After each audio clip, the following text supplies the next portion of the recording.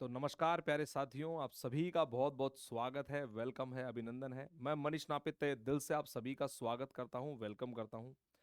तो प्यारे दोस्तों, एक पहल हमने शुरू की है दोस्तों रीजनिंग को लेकर के।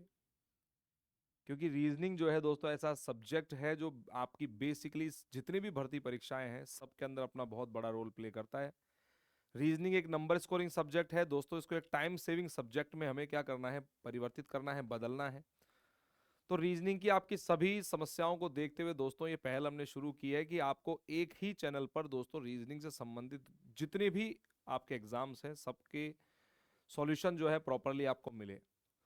उसके लिए दोस्तों हमने एक वीडियो लेक्चर्स जो हैं वो शुरू किए हैं आप लोगों के लिए। आई होप ये लेक्चर्स आपको बहुत पसंद आने वाले हैं।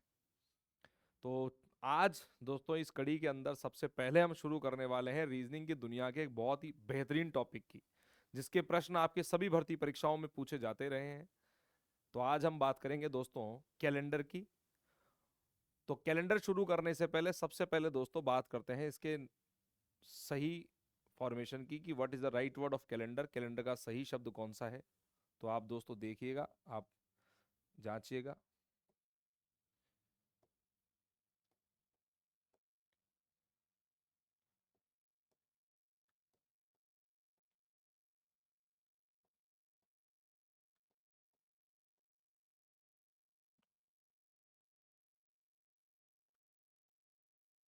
चलिए, what is the right word of calendar, calendar का जो सही शब्द है दोस्तों वो कौन सा है। यहाँ है CELENDER, CELENDAR, CALENDER या CALENDAR। तो दोस्तों यहाँ सही शब्द की अगर बात की जाए तो कैलेंडर का जो करेक्ट वर्ड है प्यारे बच्चों वो ये रहने वाला है। अब देखिए याद कैसे रहेगा। तो इसको याद रखने के लिए जो है एक फॉर्मेट आप याद करिएगा। CALENDAR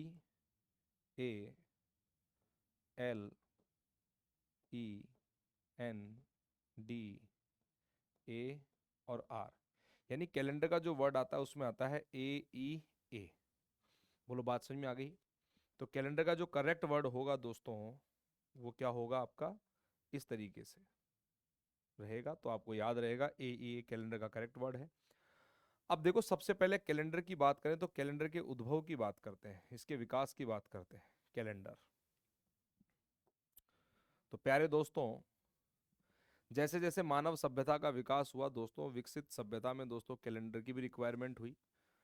और प्राचीन समय के अंदर दोस्तों समय को मापने के लिए इकाइयां थी, जिनमें कुछ पत्थरों पर निशान लगा करके या दोस्तों हड्डियों की काउंटिंग के तरीकों से भी दोस्तों समय को गिना जाता था। लेकिन आज बदलते परिदृश्य में दोस्तों पूरी दुनिया में जैसे जैसे राजा आए उन्होंने अपने नाम से कैलेंडर चलाए। आज अगर बात करें तो पूरी दुनिया में बहुत प्रकार के कैलेंडर जो है प्रचलन में है। लेकिन सबसे ज्यादा प्रचलित कैलेंडर की बात की जाए तो दोस्तों जनवरी से शुरू होकर के दिसंबर पर खत्म होने वाला आपका 12 महीनों का कैलेंडर है। तो ये कैसे आया, कहाँ से आया, चलिए इसके पूरे विकास की बात करते हैं। तो कैलेंडर के विकास में अगर अपन देखें तो प्यारे विद्यार्थियों कैलेंडर के विकास की अगर बात करें तो कैलेंडर में तीन प्रकार से बेसिकली कैलेंडर जो है वो तीन प्रकार की गणनाओं पर आधारित रहा। एक तो रही दोस्तों लूनार कैलेंडर। लूनार कैलेंडर वो कैलेंडर कहलाए जो कि चंद्रमा की गति पर आधारित थे। तो चंद्रमा की गति पर आधारित,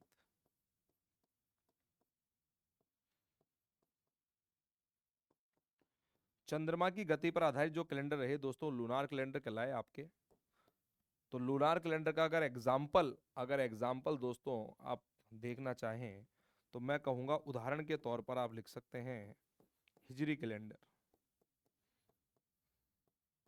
कौन सा भैया, आपका हिजरी कैलेंडर। हिजरी कैलेंडर जो है पूरी तरीके से चंद्रमा की गति पर आधारित। आपने सुना होगा रमजान के महीने का बारे में दोस्तों। रमजान का जो महीना है वो हिजरी कैलेंडर के नाम से ही जाना जाता है दोस्तों। एक रहे सोलर कैलेंडर आपके। सोलर कैलेंडर वो कैलेंडर कहलाए जो सूर्य की गति पर आधारित थे। सूर्य की गति पर आधारित।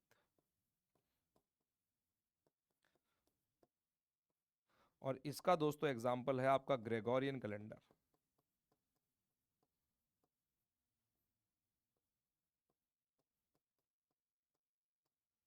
और दोस्तों कुछ हुई है आपके luni solar calendar. Luni solar वो कैलेंडर कहलाए जो सूर्य व चंद्रमा दोनों की गति पर आधारित, दोनों की सापेक्ष गति पर आधारित, ऐसा कह सकते हैं आप, सापेक्ष गति पर आधारित, जिसमें सूर्य और चंद्रमा दोनों की गति को ही ध्यान में रखा गया। That is called luni solar calendar. ठीक है। और इसका दोस्तों एग्जाम्पल है आपका शक कैलेंडर, जो कि भारत का राष्ट्रीय कैलेंडर भी है। पढ़ेंगे इसके बारे में हम। तो प्यारे विद्यार्थियों, समझते हुए चलिएगा। शक कैलेंडर आपका एक लूनी सोलर कैलेंडर है, ग्रेगोरियन कैलेंडर आपका सोलर कैलेंडर है, और दोस्तों हिजरी कैलेंडर आपका है भैया यहाँ पर लूनार कैलेंडर। बोलो क्लियर है। अब देखो, हम जिस भर्ती परीक्षा की तैयारी कर रहे हैं किसी की भी, उसमें जो प्रश्न आते हैं दोस्तों, वो आते हैं भैया ग्रेगोरियन कैलेंडर के। यानी कि ध्यान से समझिएगा दोस्तों, जनवरी से शुरू होकर के दिसंबर पर एंड होने वाला ये 12 महीनों का कैलेंडर। दोस्तों कितने महीने होते हैं इसमें? इसमें टोटल होते हैं आपके 12 मंथ्स, 12 महीने होते हैं। तो इस कैलेंडर के बारे में दोस्तों प्रश्न जो है एग्जाम में आते हैं, तो इसके बारे में अपन पढ़ेंगे। सबसे पहली बात तो दोस्तों इसका नाम, इसका नाम क्या है भाई? What is the name of this calendar? तो इसका नाम है दोस्तों आपका ग्रेगोरियन कैलेंडर।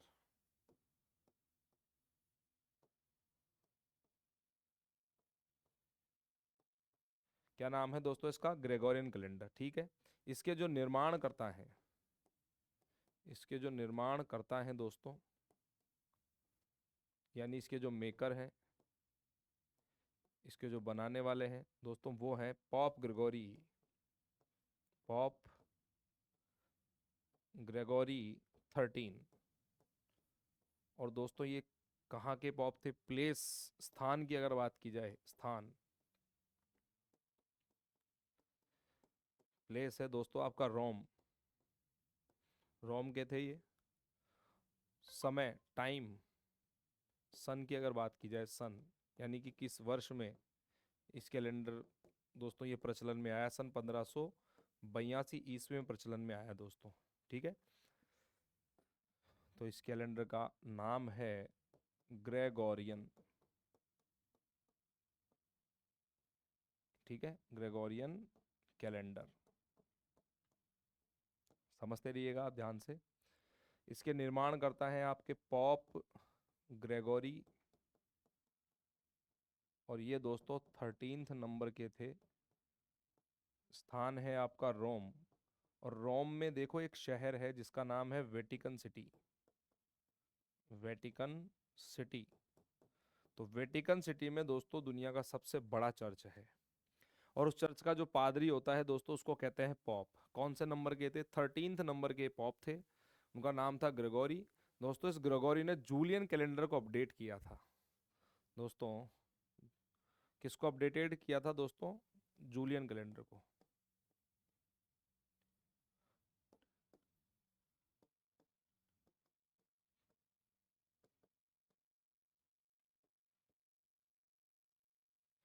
जूलियन कैलेंडर, इसके निर्माण करता थे दोस्तों जूलियस सीजर। इसके निर्माण कौन थे? Julius Caesar. जूलियस सीजर जो कि इसके निर्माण करता थे, उसने कुछ कमियां थी जूलियन कैलेंडर में, उसको अपडेट किया था पॉप ग्रेगोरी 13 ने। कब किया था भैया? 1582 ईस्वी में। कहाँ के पॉप थे ये? दोस्तों रोम के। ठीक है ना। तो इस कैलेंडर से संबंधित दोस्तों ये क्या है, कुछ महत्वपूर्ण तथ्य है जो कि आपको क्या रखने थे भैया? याद रखने थे। बोलो बात समझ में आ गई क्या? आप चाहो तो यहाँ पर इन बातों को याद भी रख सकते हो या लिख सकते हो कि some important fact about this calendar, some important facts about this calendar. इस कैलेंडर से संबंधित क्या है दोस्तों? ये कुछ महत्वपूर्ण क्या है आपके तथ्य हैं। बोलो बात समझ में आ गई। अब मेरी बात ध्यान से सुनो। लेकिन अगर आपसे पूछा जाता है what is the national calendar of India, what is the national calendar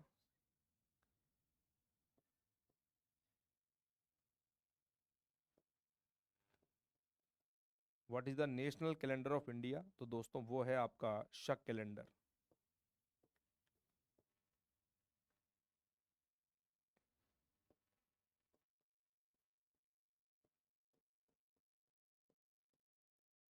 जिस बोलो क्लियर है? तो भारत का जो राष्ट्रीय कैलेंडर है दोस्तों वो कौन सा है? आपका शक कैलेंडर है। तो ये कुछ इंपॉर्टेंट बातें थी दोस्तों इस कैलेंडर से संबंधित जिसको अपन ने पढ़ा है। अब देखिए ग्रेगोरियन कैलेंडर के starting day of the Gregorian calendar. तो दोस्तों ग्रेगोरियन कैलेंडर के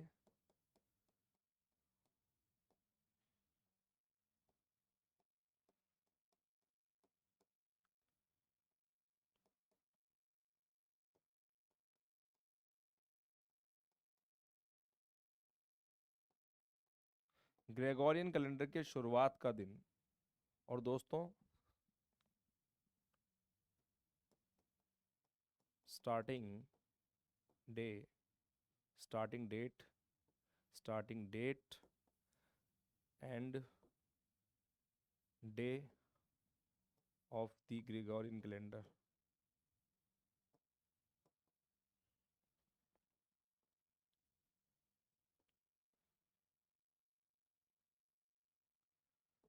चलिए, तो स्टार्टिंग की डे की अगर आप बात कर रहे हो तो दोस्तों यहाँ स्टार्टिंग का आपका डे हो जाएगा इसका 1 जनवरी 1 AD। देखिएगा वो होगा दोस्तों आपका 1 जनवरी 01 AD। और यहाँ दोस्तों वार था आपका मंडे यानी सोमवार। ये कैलेंडर के स्टार्टिंग का डे है। ठीक है, अब देखो यहाँ पर एक वर्ड आया है दोस्तों, क्या है word? AD. What is the full form of AD? AD का जो पूरा नाम है दोस्तों ये है आपका एन्नो डोमिनी। एन्नो डोमिनी। अब आप पूछोगे कि सर ये एन्नो डोमिनी क्या है? दोस्तों ये एक लैटिन भाषा का शब्द है, ये लैटिन फ्रेज है बेटा। ये क्या है दोस्तों? एक लैटिन फ्रेज। ये एक लैटिन फ्रेज है। अच्छा ठीक है, चलो लैटिन फ्रेज तो है, लेकिन इसका मतलब कौन बताएगा भैया? तो इसका मतलब भी आप समझ लीजिए। इस लैटिन फ्रेज का मतलब होता है in the in the years of Lord Jesus Christ. यानी कि हिंदी में क्या कहते हैं इसको दोस्तों? हिंदी में कहते हैं ईसा मसीह के जन्म के वर्षों में। क्या कहेंगे भैया? ईसा मसीह ईसा मसीह के जन्म के वर्षों में। यानी ईसा मसीह का जब जन्म हुआ दोस्तों उस कैलेंडर से संबंधित इसको माना जाता है। तो आप याद रख सकते हैं, ये है इस तरीके से। कहने का तात्पर्य, मेरी बात को बड़े ध्यान से समझने का प्रयास करना। देखो ईसा मसीह का दोस्तों जब इस पृथ्वी पर जन्म हुआ तो कोई ना कोई समय रहा होगा, मान लीजिए वो टाइम है। तो इसके आगे के समय को, इसके बाद के समय को दोस्तों कहा गया AD. AD means Anno Domini. ठीक है। और ईसा मसीह के जन्म के पहले समय को क्या कहा गया? BC, that is called before Christ. बोलो बात समझ में आ गई क्या? ठीक है। हिंदी में इसको कहते हैं ईसवी। क्या कहते हैं प्यारे बच्चों? ईसवी कहते हैं। और इसको क्या कहते हैं? ईसा पूर्व। इसको क्या कहेंगे? ईसा पूर्व। बोलो क्लियर है क्या? तो ये बात है आपको दोस्तों इस कैलेंडर से संबंधित कुछ बातें जो ध्यान में रखनी है। तो देखिए यहाँ से पहली तारीख, पहला महीना, पहला वर्ष और वार क्या है दोस्तों? सोमवार है। बोलो ध्यान में आ गया? अब चलिए कैलेंडर से संबंधित दोस्तों और कुछ इंपॉर्टेंट बातें करते हैं अपन।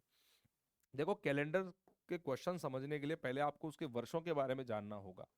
वर्ष, अगर वर्षों की अपन बात करें तो कैलेंडर में दोस्तों बेसिकली 2 प्रकार के आपके वर्ष होते हैं जिनकी नॉलेज आपको होनी ही चाहिए। अगर इनकी नॉलेज अगर नहीं है तो दोस्तों फिर सवालों को करना हो जाएगा थोड़ा सा कॉम्प्लिकेटेड।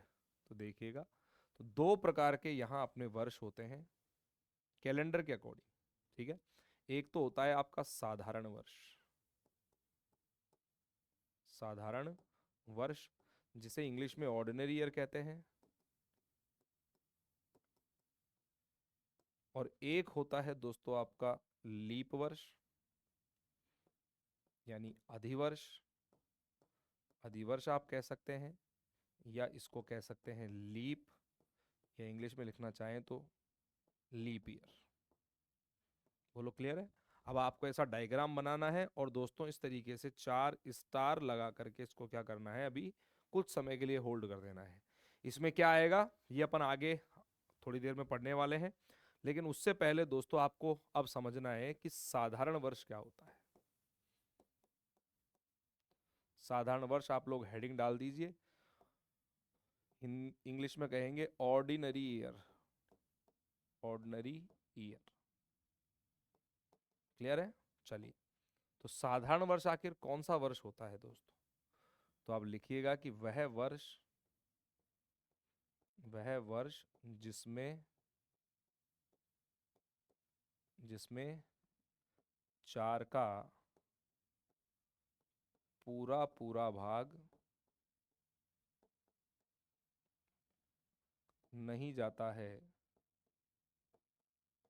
नहीं जाता है, साधारण वर्ष कहलाता है, साधारण वर्ष कहलाता है। तथा इसमें फरवरी इसमें फरवरी 28 दिन की व वर्ष में 365 दिन होते हैं।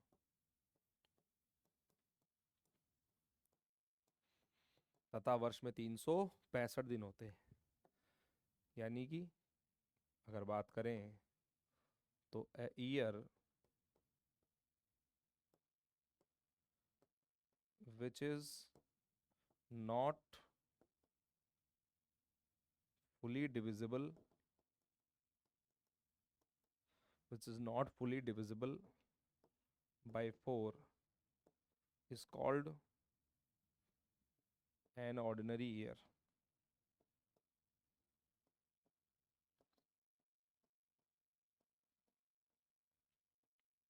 And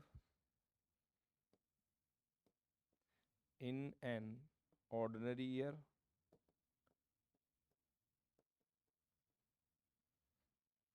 February have February have 28 days and 365 days in a year.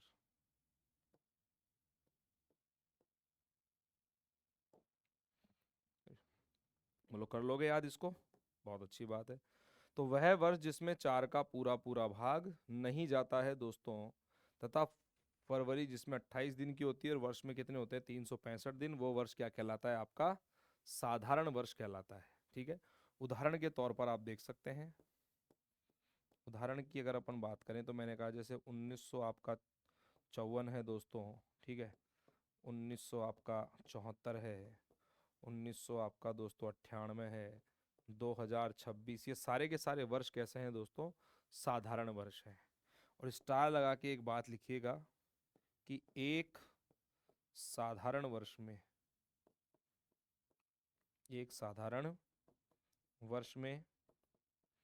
52 सप्ताह, 52 सप्ताह व एक दिन होता है,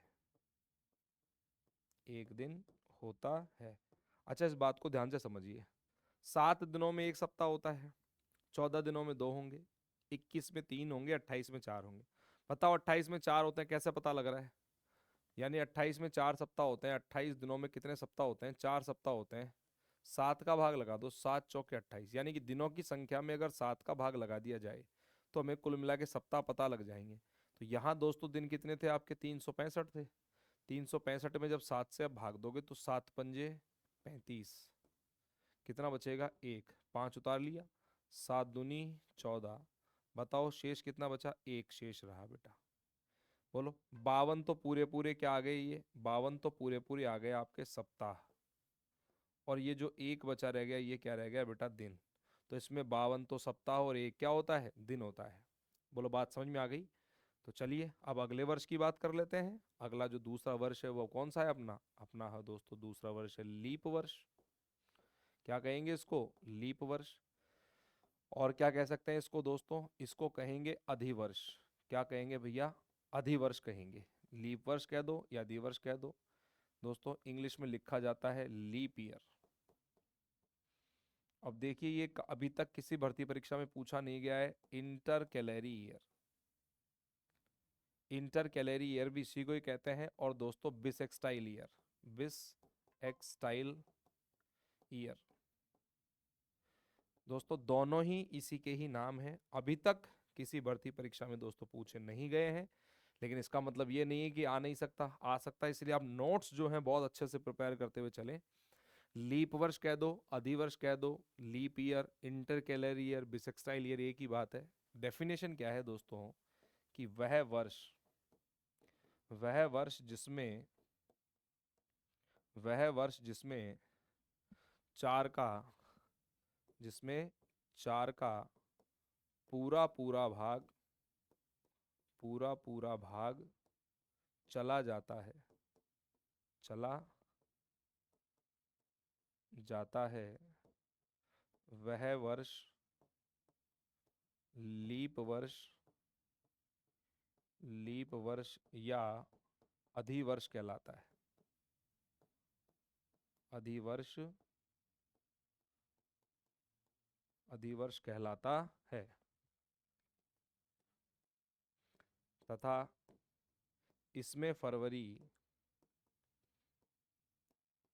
इसमें फरवरी 28 दिन की, नहीं, इसमें फरवरी दोस्तों 29 दिन की, तथा वर्ष में 366 दिन होते हैं।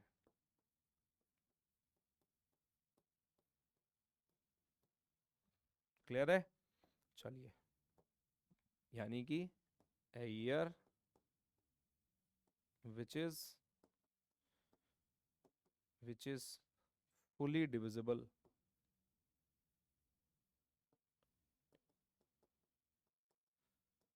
which is fully divisible by 4 is called a leap year,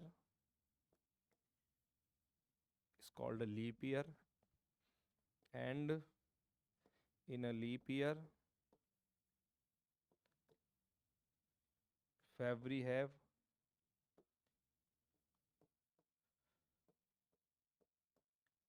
29 days and 366 days in a year। वह वर्ष जिसमें चार का पूरा पूरा भाग चला जाता है वह लीप वर्ष कहलाता है। इसमें फरवरी दोस्तों 29 दिन की, और वर्ष में कितने होते हैं भाई, 366 दिन होते हैं। चलिए कुछ एग्जाम्पल की बात कर लेते हैं। देखिए example,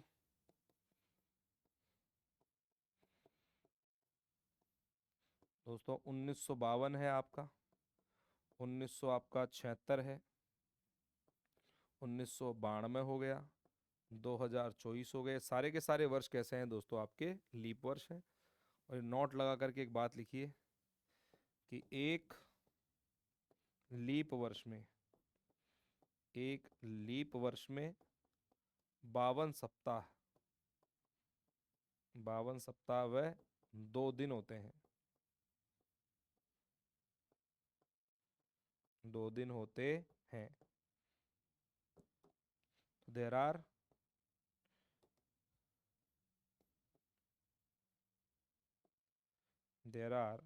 52 weeks and 2 days in a leap year।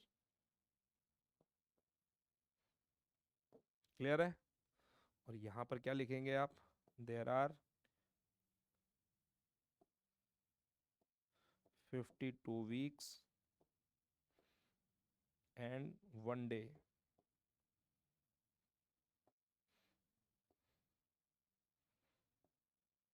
in an ordinary year.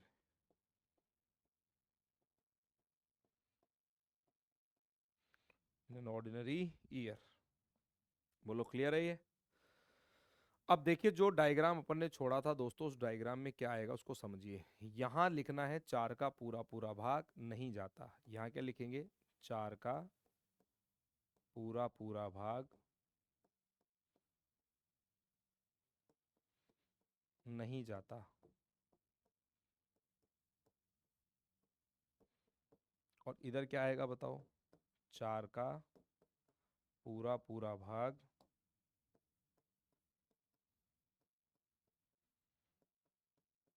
चला जाता है। बोलो बात समझ में आ गई? यहां लिखिएगा दोस्तों फरवरी कितने दिन की? 28 दिन की। फरवरी कितने की? 28 की। और वर्ष में कितने? वर्ष में होते हैं 365 दिन। वर्ष में कितने? 365 दिन। और यहाँ फरवरी में, इधर जो फरवरी होगी दोस्तों वो होगी आपकी 29 दिनों की। और वर्ष में कितने होंगे? 366 दिन। ठीक है। इधर कुछ एग्जाम्पल लिख लीजिए, उदाहरण। उदाहरण की जैसे बात करें तो 1954 है आपका, 1900 दोस्तों आपका 86 है। ठीक है। 2000 आपका 26 है। ये तीनों वर्ष कैसे हैं? साधारण है। इधर लिख लीजिए दोस्तों 1956, 2016, 2024। ठीक है। 1992। ये कैसे वर्ष है आपके? लीप वर्ष। इधर क्या लिखोगे? इधर 52 सप्ताह और 52 तो सप्ताह व एक दिन। एक दिन होता है। और दिवर्ष में बताओ? 52 सप्ताह, 52 सप्ताह व 2 दिन होते हैं। 2 दिन होते हैं। या होते हैं लिखने की जरूरत नहीं है, इतना ही लिखो बस केवल। 52 सप्ताह व 2 दिन। इधर 52 सप्ताह और एक दिन, उधर 52 सप्ताह व 2 दिन। शॉर्ट नोट में तैयार हो गया ना हमारे पास में? क्या कि ये साधारण वर्ष हो गया ओली, पर 4 का भाग नहीं जाता, 4 का भाग पूरा पूरा जाता है। फरवरी 28 दिन की, वर्ष में 365। उधर फरवरी 29 दिन की, वर्ष में 366। इधर कुछ एग्जाम्पल लिख दिए, उधर भी कुछ एग्जाम्पल। इधर 52 सप्ताह व एक दिन, उधर 52 सप्ताह व 2 दिन। बोलो क्लियर है क्या? अच्छा अब देखिए ध्यान से इस बात को समझने का कोशिश कीजिएगा। क्या वास्तव में ऐसा होता है क्या कि कोई वर्ष तो 365 दिनों का है और कोई वर्ष 366 दिनों का है? दोस्तों ऐसा नहीं होता है एग्जैक्टली दोस्तों, उसका कारण समझिएगा। देखो दोस्तों, अगला जो वर्ष है वो है सौर वर्ष। क्या है? सौर वर्ष। सौर वर्ष दोस्तों, सौर वर्ष जो है वो वास्तविक समय है जो पृथ्वी सूर्य के चारों ओर एक परिक्रमा करने में लेती है। तो सौर वर्ष क्या है? पृथ्वी सूर्य के, पृथ्वी सूर्य के चारों ओर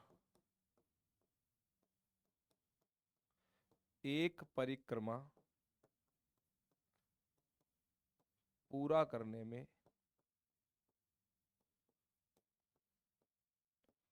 जो समय लेती है, जो समय लेती है, पृथ्वी सूर्य के चारों ओर एक परिक्रमा पूरा करने में जो समय लेती है वह एक सौर वर्ष कहलाता है।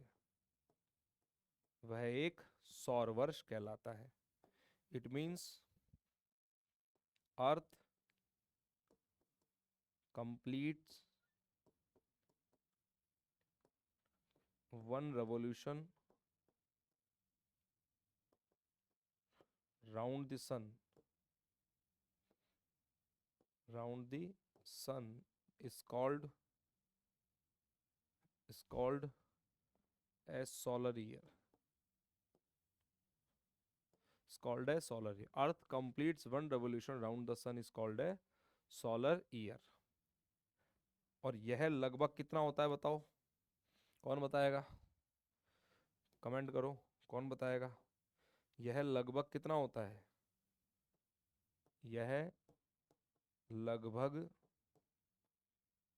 365 सही 1/4 दिन का होता है। और जो एक वर्ष होता है लगभग कितना होता है, 365 सही 1/4 दिन का। एंड इट्स अप्रोक्सीमेटली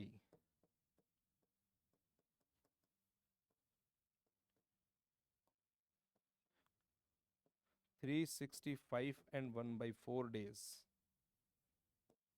देखो, तो पृथ्वी जो सूर्य के चारों ओर एक परिक्रमा पूरा करती है उसमें लगभग कितना समय लगता है, 365 सही 1/4 दिन।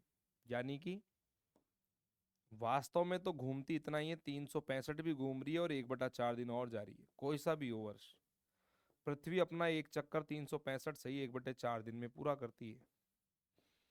365 सही 1/4, 365 सही 1/4। लेकिन जो 1/4 दिन है ना दोस्तों, ये क्या है, समय की गणना को बिगाड़ रहा था, दिनों की कैलकुलेशन को बिगाड़ रहा था, वर्ष की गणना को बिगाड़ रहा था। 365 दिन तो पूरा पूरा घूमी, 1/4 दिन का मतलब क्या रहा, 1/4 दिन का मतलब हो गया 4×6 = 24, 6 घंटे। यानी कि 365 दिन तो घूमी, उसके साथ 6 घंटे और जा रही। तो कभी तुमने बोला है क्या आज केवल 1.25 ही दिन है दोस्तों, ऐसा तो कभी नहीं आया, दिन तो पूरे पूरे आए हैं। अब चूंकि ये जो 1/4 दिन है ये दिनों की कैलकुलेशन को बिगाड़ रहा था, तो 6 घंटे हमने यहाँ छोड़े, 6 घंटे दोस्तों हमने यहाँ से बैठा दिए, और 6 घंटे हमने यहाँ से बैठा दिए। बताओ कुल कितने घंटे हटा दिए, 18 घंटे हटा दिए। बोलो क्लियर है। और 6 घंटे ऑलरेडी यहाँ घूम ही रही है दोस्तों, 6 घंटे यहाँ ऑलरेडी घूम ही रही है चौथे वर्ष में। 6 घंटे दोस्तों, ये 18 घंटों का समय था वो हमने यहाँ जोड़ दिया, तो 18 और 6 24 घंटे। और 24 घंटों का क्या बन गया, हमारा एक दिन बन गया। क्या बन गया प्यारे बच्चों, एक दिन बन गया आपका। और वो एक दिन जो है चौथे साल में हमने बढ़ा दिया, तो इनको नाम तो दे दिए साधारण वर्ष, इन तीनों को तो नाम क्या दे दिया, साधारण वर्ष। ग्रेगोरी ने इन तीनों को नाम क्या दे दिया भैया, इनको तो नाम दे दिया साधारण वर्ष। और दोस्तों जो 366 दिनों का दिन आया, 366 दिनों वाला जो वर्ष आया, उसको नाम दे दिया लीप वर्ष। बोलो बात समझ में आ गई। तो ऐसे ही 5 6 7 में छोड़ा गया समय कहाँ जोड़ दिया, 8 में जोड़ दिया। 9 10 11 में छोड़ा गया समय कहाँ जोड़ दिया, 12 में जोड़ दिया। तो आप क्या देख रहे हो कि लीप वर्ष जो आ रहे हैं, 366 दिनों वाले जो वर्ष आ रहे हैं, वो कैसे आ रहे हैं, पहला आया 4 में, फिर आया 8 में, फिर आया 12 में, फिर आया 16, फिर आया 20, फिर आया आपका 24, इस प्रकार से चल रहे हैं। बोलो क्लियर है ना, इसी प्रकार से आ रहे हैं। अब मेरी बात ध्यान से समझिएगा, ये बात समझना बहुत जरूरी है आप लोगों के लिए। तो अगर बात करें लीप वर्षों की, तो लीप वर्ष, पहला लीप वर्ष कब आया मेरे भाई, 4 में। दूसरा लीप वर्ष बना 8, फिर बना 12, 12 के बाद 16, फिर आया 20, 24, फिर 28, 32, 36, फिर आया 40, फिर आया 44, चंबा, उसके बाद में दोस्तों आएगा 48, फिर आया आपका 52, फिर आया आपका 56, 60, 64, 68, 72, 76, 80, 84, 88, 88 के बाद 92, फिर आया 96, और फिर आया 100। लेकिन हम सब जानते हैं अच्छे से कि 100वां वर्ष एक लीप वर्ष नहीं है, this is not a leap year, this is not a leap year, यह एक लीप वर्ष नहीं है।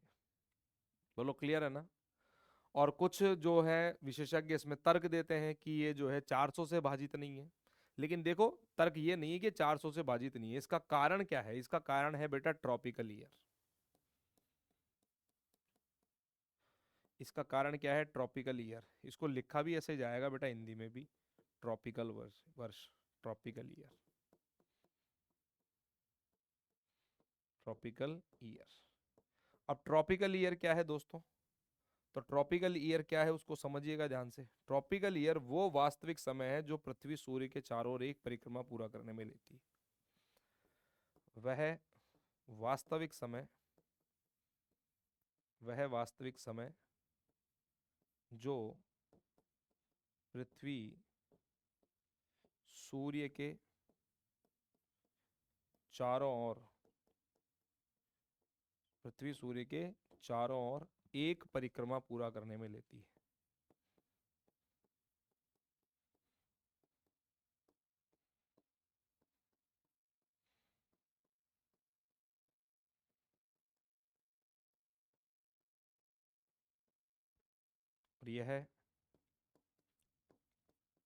और यह 365 दिन 5 घंटे 48 मिनट और 45 सेकंड। इसमें कई जगह 45 पॉइंट समथिंग भी है, कई जगह 52 भी है, तो आप इतना याद रखिएगा कि ये टाइम है 365 दिन 5 घंटे 48 मिनट और 45 सेकंड। बोलो क्लियर है क्या? तो ये कारण है, अब इसके कारणों को समझेंगे। ठीक है, तो अर्थ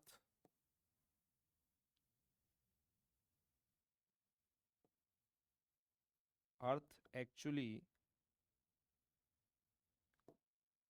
टेक्स अर्थ एक्चुअली टेक्स 365 डेज, ठीक है, 5 hours 48 minutes and 45 seconds. Earth actually takes 365 days, 5 hours, 48 minutes and 45 seconds to complete one revolution round the sun. Round the sun is called a tropical year. A tropical year.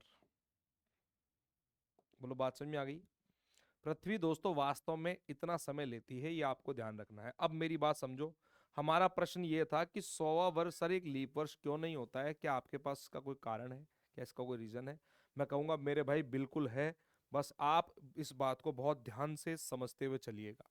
देखो, तो यहां दोस्तों हम बात कर रहे हैं पृथ्वी के एक रोटेशन की, वो होता है 365.2425। दोस्तों पहला साल, ये दूसरा साल, ये तीसरा साल और ये चौथा साल। देखो ये सबसे टफ पोर्शन है कैलेंडर का, इसको बड़े ध्यान से समझना। पृथ्वी वास्तव में जो समय लेती है दोस्तों, उसको मैंने लिखा है पॉइंट में ताकि मैं कैलकुलेशन को थोड़ा सा समझा सकूं। विदाउट बीइंग कैलकुलेशन आप इस चीज को नहीं समझ सकते। तो अब देखो समझो ध्यान से, 365 दिन तो पूरे पूरे। अगर यहाँ .25 होता तो .25, .25, .25 और .25 मिलकर के क्या बना देता? एक दिन बना देता। जबकि हम क्या देख रहे हैं, हम क्या बोल रहे थे? हम पहले ये बोल रहे थे, हमने पहले ये बोला, हमने पहले दोस्तों ये बोला कि यहाँ एक दिन, यहाँ दोस्तों 6 घंटे, जिसके 6 घंटे, इसके 6 घंटे, इसके 6 घंटे, 18 घंटे हमने यहाँ जोड़ दिए। कितना बना दिया इसको? पूरा एक दिन बना दिया। ठीक है ना? लेकिन ऐसा वास्तव में होता नहीं है दोस्तों, ये .25 नहीं होता, .2425 है। अब इस .2425 को मैं 4 बार हटा रहा हूं। एक यहां से रिमूव कर दिया, दूसरा, ये तीसरा और ये .2425 चौथा। तो .2425 दोस्तों इतने दिन, और 4 बार हटाओगे तो कितने, कुल कितने दिन बने? 4 पंजे 20 की जीरो हासिल की 2, 4 दूनी 8 और 2 10 की जीरो हासिल की 1, 4 चौके 16 और 1 17 की 7 हासिल की 1, 4 दूनी 8 और 1 9। 4 अंकों के बाद दशमलव है मेरे भाई, 4 अंकों के बाद दशमलव लगा दो। कितना दिन बना बताओ? .97। हम यहाँ दोस्तों एक दिन बढ़ा रहे हैं, हर चौथे साल हम एक दिन बढ़ा रहे हैं, जबकि वास्तव में बढ़ना कितना चाहिए था? .97। तो बताइए, .97 वास्तव में बढ़ना चाहिए था, तो हमने वास्तव में ज्यादा कितना बढ़ा दिया? ज्यादा मेरे भाई कितना बढ़ा दिया, हम 1 बढ़ा रहे हैं जबकि 0.97 ही बढ़ना चाहिए था, तो हमने यहाँ ज्यादा बढ़ा दिया, ज्यादा जोड़ा गया है, ज्यादा जोड़ा गया है। और कितना ज्यादा जोड़ दिया दोस्तों, 0.03 डेज।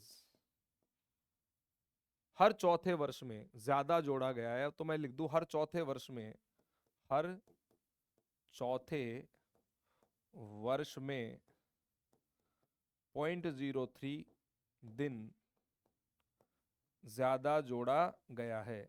ऐसा कह सकता हूं मैं, हर चौथे वर्ष में दोस्तों 0.03 डेज जो है वो ज्यादा जोड़े गए हैं आपके। बोलो क्लियर है? तो 100वें वर्ष तक ये वैल्यू कितनी बार ऐड हो चुकी होगी दोस्तों? हर चौथे साल तुम 0.03 बढ़ा रहे हो, तो 100 वर्षों तक ये वैल्यू दोस्तों, 100 वर्षों तक ये वैल्यू 25 बार जुड़ चुकी है। कितनी बार मेरे भाई? 25 बार दोस्तों ये वैल्यू जुड़ चुकी। कितनी? 0.03 के हिसाब से 25 बार, यानी कि 25 × 3 = 75। 0.75 दिन जो है वो 100वें वर्ष में ज्यादा होंगे। 100वें वर्ष में दोस्तों 0.75 दिन क्या होंगे मेरे भाई? ज्यादा होंगे, ज्यादा, ये ज्यादा है। अब हमने क्या कहा, ज्यादा है तो कम करना पड़ेगा, नहीं तो कैलेंडर गड़बड़ हो जाएगा। तो भैया चूंकि हम जोड़ एक ही दिन, हम एक ही दिन घटा सकते हैं, एक ही दिन बढ़ा सकते हैं। अब 0.75 दिन ज्यादा थे तो कम तो 75 ही करने चाहिए थे, लेकिन यहाँ दोस्तों इसको हमने लीप वर्ष ना मान करके एक दिन यहाँ क्या कर दिया, कम कर दिया। इसको लीप वर्ष नहीं माना, एक दिन कम कर दिया, साधारण वर्ष कर दिया। यहाँ ऐसा करने से दोस्तों 0.25 दिन क्या हो गए, ज्यादा कम हो गए। तो 0.25 दिन ज्यादा कम हो गए, कम हो गए। इसी प्रकार से 200 वर्ष में भी दोस्तों पॉइंट 0.75 दिन क्या होंगे आपके, ज्यादा होंगे। बताओ होंगे कि नहीं होंगे? यहां पर भी हमने क्या कर दिया, एक दिन की कमी कर दी, और कमी कर दी तो 0.25 दिनों की क्या हो गई, ज्यादा कमी हो गई। 300वें वर्ष में भी यही घटना रही कि 300 वर्ष में भी 0.75 दिन क्या हो गए, ज्यादा हो गए, लेकिन हमने यहाँ कम कर दी, एक दिन कम कर दिया, तो 0.25 दिनों की क्या हो गई, ज्यादा कमी हो गई। इसी प्रकार से 400 वर्ष में भी घटना होगी भाई, हर 100वें वर्ष में 0.75 दिन ज्यादा होंगे, और हम वहां से भी एक कम कर देंगे, तो यहां पर भी 0.25 दिनों की क्या हो गई, कमी हो गई। तो देखो, जो कमी हो गई तो उसको वापस जोड़ना पड़ेगा, नहीं तो कैलेंडर गलत हो जाएगा। तो 0.25, 0.25, 0.25 और 0.25 मिलकर के दोस्तों, ये सारे मिलकर के क्या बना देते हैं, एक दिन। ये सारे मिलकर के क्या बनाएंगे, एक दिन बनाएंगे, और एक दिन को दोस्तों हम जोड़ देते हैं यहाँ। बोलो बात समझ में आ गई क्या? 400 वर्ष में ही जोड़ देते हैं, इसलिए 400 वर्ष जो होता है वो लीप वर्ष होता है, लेकिन 100, 200 और 300 वर्ष लीप वर्ष नहीं कहलाता। आई होप आपको ये बात समझ में आई होगी। 100 and 200 and 300 is not a leap year, but 400 is a leap year. Why दोस्तों? इसका जो पूरा रीजन था वो मैंने एक्सप्लेन किया है, एक बार दोबारा ध्यान समझिएगा। दोस्तों, पृथ्वी अपना एक चक्कर पूरा करती है 365 और 0.2425। बोलो क्लियर है? 0.2425 को अगर मैं 4 बार गुणा करूं, क्योंकि एक ये दिन है दोस्तों, और 4 वर्षों के हिसाब से दोस्तों चौथे वर्ष में 97 दिन दोस्तों बढ़ने चाहिए थे, लेकिन हमने एक बढ़ा दिया चौथे वर्ष में। 0.97 दिन बढ़ने चाहिए थे, जबकि हमने एक बढ़ा दिया, तो कितना ज्यादा बढ़ा दिया, 0.03 ज्यादा बढ़ा दिया। हर चौथे साल में 0.03 बढ़ रहा है, तो 100वें वर्ष तक ये वैल्यू 25 बार ऐड हो चुकी होगी। तो 100वें वर्ष में 0.75 दिन की बढ़ोतरी हो गई, तो दोस्तों यहां से हमने एक खींच लिया, एक खींच लिया तो 0.25 ज्यादा कम हो गए।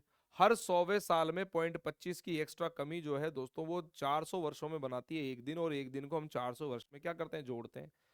तो यही घटना होगी फिर 500, 600, 700 में दोस्तों कम हो जाएंगे, और 800 वर्ष में क्या कर देंगे, हम इसको ऐड कर देंगे।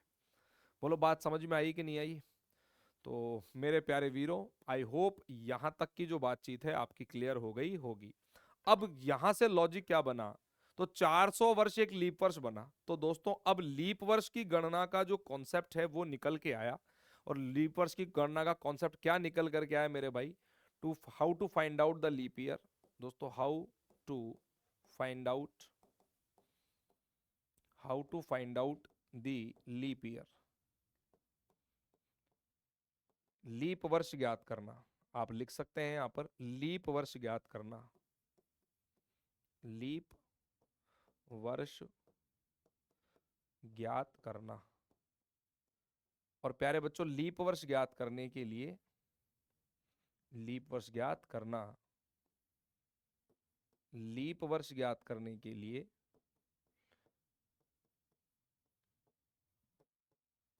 करने के लिए वर्षों में तो 4 का,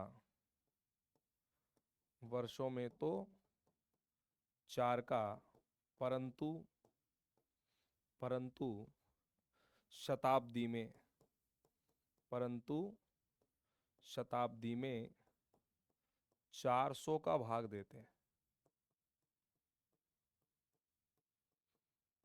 this is the real concept to find out the leap year. कैसे निकालेंगे बताओ? If we want to find out the leap year, if if we want to find out the leap year,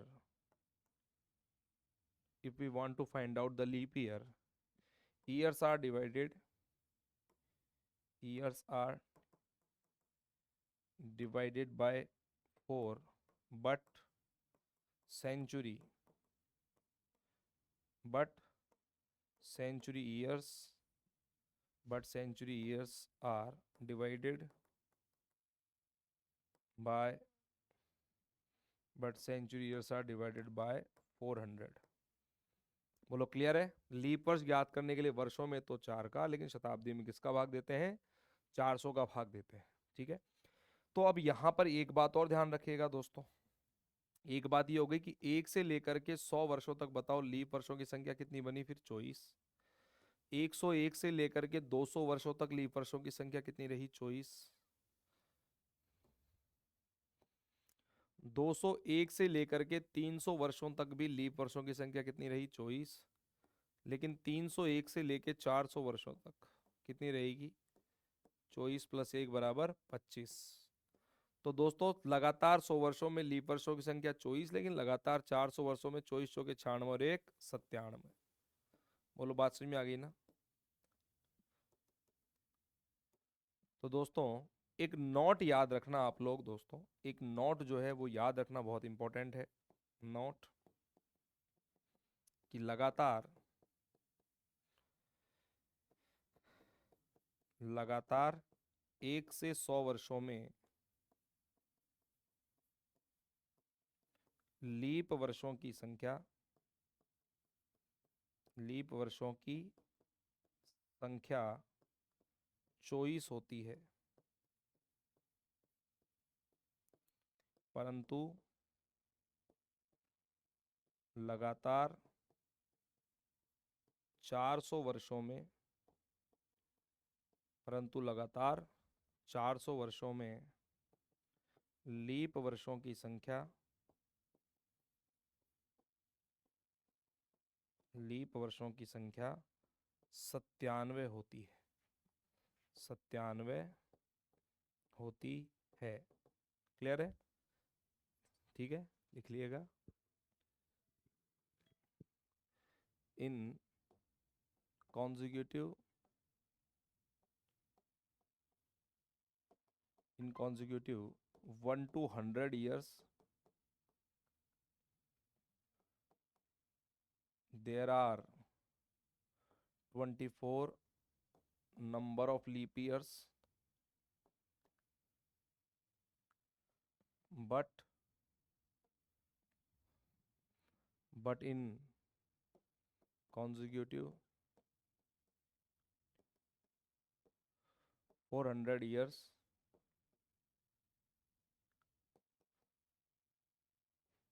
there are 97 number of leap years। ठीक है, चलिएगा तो question देख लेते हैं दोस्तों। मैंने कहा निम्नलिखित में से, निम्नलिखित में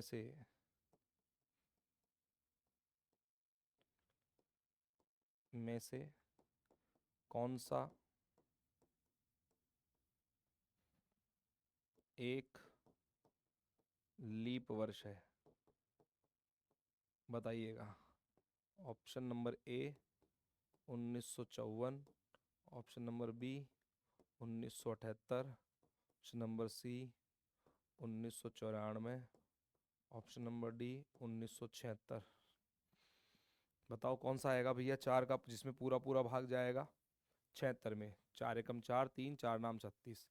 यहाँ 4 का नहीं जाएगा, 4 यहाँ 38, यहाँ नहीं जाएगा 4 का भाग, यहाँ भी 4 का भाग पूरा पूरा नहीं जाएगा। निम्न में से कौन सा एक लीप वर्ष है? ठीक है, और देखिएगा निम्न में से कौन सा, निम्न में से कौन सा एक लीप शताब्दी वर्ष है? लीप शताब्दी वर्ष है, ठीक है ना। अब लीप शताब्दी वर्ष कौन सा होगा जिसमें 400 का पूरा पूरा भाग जाएगा। इस तरीके से क्वेश्चन जो है एग्जाम में आ जाते हैं कभी कभार। 1700 है, 1500 है आपका, 1600 है और 1900 है। तो बताओ लीप शताब्दी वर्ष कौन सा हो जाएगा प्यारे बच्चों? 1600 जाएगा। नेक्स्ट अगर मैं पूछूं, बताओ लगातार लगातार 100 वर्षों में, लगातार 100 वर्षों में लीप वर्षों की संख्या, लीप वर्षों की संख्या कितनी होती है? कितनी होती है? How many leap years are there in consecutive 100 years? Option number A 24, option number B 25, option number C 24 या 25 और ऑप्शन नंबर डी इनमें से कोई नहीं। इनमें से कोई नहीं। बताओ क्या आंसर करोगे आप लोग? देखो आपकी इच्छा हो रही होगी ना चॉइस कर दें, लेकिन आंसर क्या करना है यहाँ? 24 या 25। अभी समझ में आ जाएगा क्यों कर रहे हैं। लिखिएगा अगला सवाल। लगातार 1 से 100 वर्षों में, 1 से 100 वर्षों में लीप वर्षों की संख्या, लीप वर्षों की संख्या कितनी होती है? कितनी होती है? तो यहाँ दोस्तों ऑप्शन वही है आपके। ऑप्शन नंबर ए में है 24, ऑप्शन नंबर बी में है आपके 25, ऑप्शन नंबर सी में है 24 या 25 और ऑप्शन नंबर डी है आपके इनमें से कोई नहीं। इनमें से कोई नहीं। तो बताओ क्या आंसर करोगे? अब की बार चॉइस करोगे, क्यों करोगे? देखो यहाँ पर जो 100 ईयर्स है ना वो स्पेसिफाइड किए हुए हैं। यहाँ दोस्तों क्या है, निश्चित 100 वर्ष है। कौन से? 1 से लेकर 100, और 1 से लेकर के 100 तक है तो उसमें तो कितनी होगी? चॉइस होगी। लेकिन ऊपर वाले प्रश्न में कहीं पर भी मेंशन नहीं किया है कि 100 वर्ष कौन सा, उसने कहा है केवल लगातार 100 वर्ष। अब लगातार 100 वर्ष ये वाले हैं तो चॉइस होगी, और लगातार 100 ये वाले हैं तो कितनी होगी? 25। तो लगातार 100 वर्षों की जब पूछेगा तो चॉइस भी हो सकते हैं और 25 भी हो सकते हैं। लेकिन लगातार 1 से 100 वर्षों का जब पूछेगा तो फिर आपको आंसर क्या करना है दोस्तों? चॉइस। बोलो क्लियर है ना? आगे देखिएगा, कुछ प्रश्न एग्जाम में ऐसे भी जाते हैं। क्वेश्चन ये रहा कि लगातार 400 वर्षों में लीप शताब्दी वर्षों की संख्या, संख्या कितनी होती है?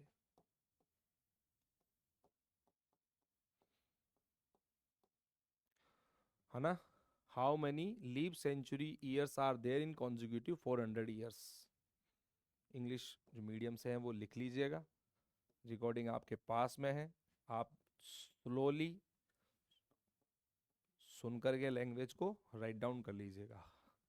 तो यहाँ है दोस्तों आपके पास में 96, इसमें है 97, इसमें है 96 या 97 और दोस्तों डी है इनमें से कोई नहीं।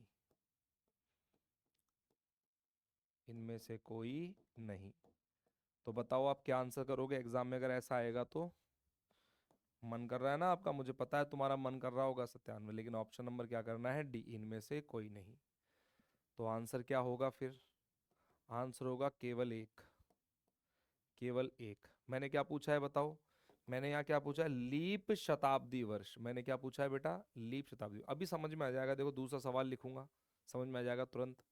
लगातार, लगातार 400 वर्षों में लगातार 400 वर्षों में लीप वर्षों की संख्या, लीप वर्षों की संख्या कितनी होती है, कितनी होती है। How many leap years are there in consecutive 400 years. ठीक है, ऑप्शन अपने वही है 96, ऑप्शन नंबर बी में है 97, डी में है 96 या 97, और ऑप्शन नंबर सी में है 96 या 97, और ऑप्शन नंबर डी है इनमें से कोई नहीं, इनमें से कोई नहीं। देखो बहुत बारीकी से आपको अध्ययन करना पड़ेगा अगर आपको एग्जाम क्वालिफाई करना है तो बताओ इस सवाल का उत्तर क्या करके आओगे, 97। समझ में आ गया दोनों का अंतर क्या है। ऊपर पूछा है लीप शताब्दी वर्षों की संख्या, लगातार 400 वर्षों में लीप शताब्दी वर्ष। देखो 400 वर्षों में लीप शताब्दी वर्ष केवल ये आया, ये जो है ना दोस्तों इसको कहते हैं लीप सेंचुरी ईयर। इसको क्या कहते हैं प्यारे बच्चों, इसको हम कहेंगे leap century year, leap century year, इसकी मैं बात कर रहा था। तो 400 सालों में एक ही तो आया केवल 400, बताओ आया कि नहीं आया। तो 400 सालों में तो केवल क्या आया, एक, कौन सा, 400। बोलो बात समझ में आ गई। लेकिन लीप वर्ष पूछेगा 4 सालों में देना आपको कितना करना है, 97। ऑल क्लियर है। आई होप लेक्चर आपको समझ में आया हो दोस्तों, उम्मीद करता हूं। और इस घड़ी में दोस्तों आप सभी का बहुत बहुत धन्यवाद। आप जो वीडियो के अंत तक बने रहे इसके लिए बहुत बहुत धन्यवाद। फिर मिलते हैं नेक्स्ट वीडियो में दोस्तों इसी के ही अगले पार्ट को लेकर के। तब तक के लिए मेरे प्यारे दोस्तों, जय हिंद, जय Bharat, Vande Mataram, thank you so much.